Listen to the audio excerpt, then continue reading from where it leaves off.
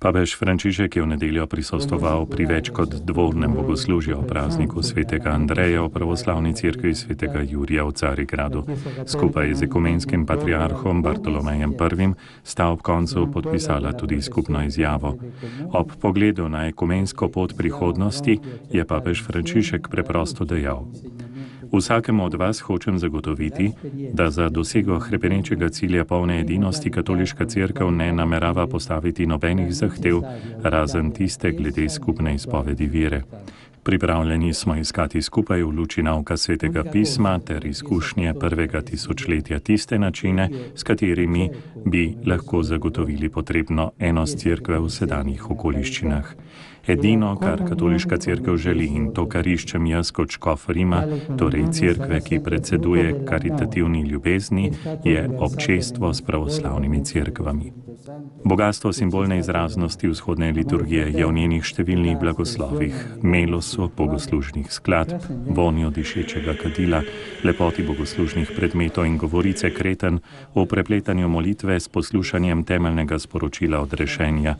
To je vse prisotne močno nagovorilo.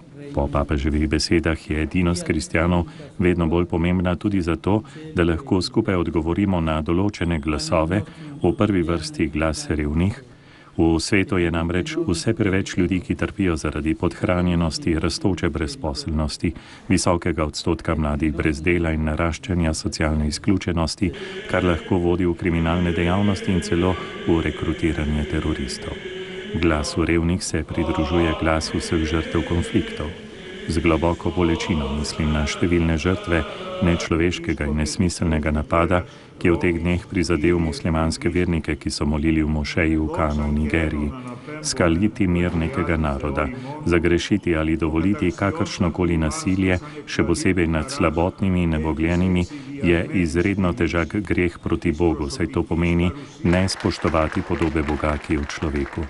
Glas žrtev konfliktov nas podbuja, da hitro napredujemo po poti sprave in občestva med katoličani in pravoslavnimi. Na vest kristjanov nazadnje trkajo mladi, ki danes živijo brez upanja in so vdani v usodo ter pod vplivom prevladujoče kulture, veselje iščejo le v materialnih dobrinah in zadovoljevanju trenutnih želja.